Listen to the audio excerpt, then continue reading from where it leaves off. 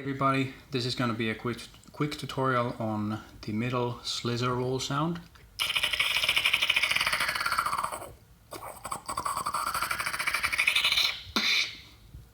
The sound is done by combining an inward drag in the middle. Wow, that looks great. And that strange tongue oscillation, a unique tongue oscillation, which I can't do without doing the Slizzer roll itself. This can be a pretty confusing sound because I at least initially confused this with the inward click roll, which is this sound.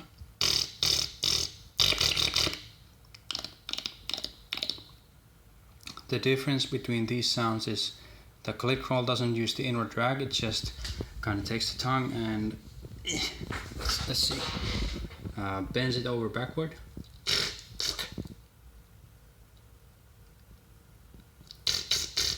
The Slizzer roll in the middle, this sound keeps the tongue in a position such as this. It's just resting against the palate and it doesn't bend backward. So to get started in learning this sound, start with the inward drag. That is really easy. Just take the position as if you were saying the word key, like I lost my key, but say key inward, and that's it. When doing this, you notice the back of your tongue is going to be right next to your palate, the roof of your mouth on the back. Keep it like that. It needs this kind of windy, pressury thing to function.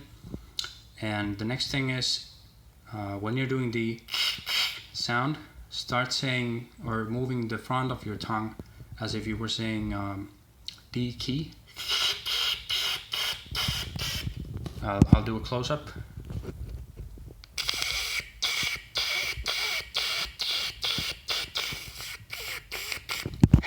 As you should have seen, the tongue doesn't bend over backwards, so keep that in mind.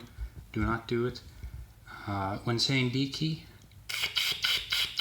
you notice there's like two positions the tongue is in. The first is when air is flowing in, the D part, or the E part, and the D part. There's like this stopping of air. The tongue oscillates against the roof of the mouth.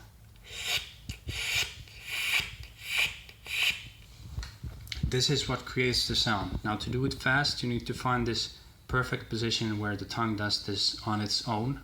To find this, what helped me is start saying the D key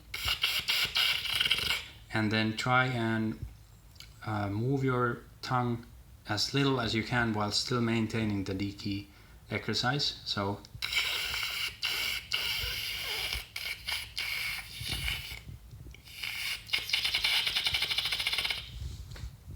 the tongue, when pressed against the palate, starts to oscillate on its own. So try this exercise and I hope it helps. And I want to keep this short, so please ask me in the comments if you have problems. I'll help you if I can, like always. Oh, one more thing. When you're doing this sound, you may find that your tongue is getting dry, and that is actually pretty bad for this sound because I think it kind of is required that the tongue is wet. The tongue has to be moist. So if the tongue dries up like after a couple of seconds, you won't be able to keep the sound up. So I recommend you try in short like these bursts.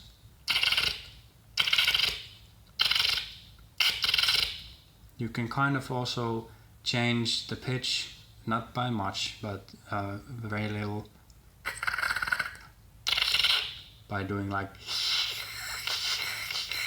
this. You can play around with your tongue like that. It doesn't make a huge difference, but I personally prefer the highest pitch I can get. So, good luck, Ish. See you next time. Goodbye.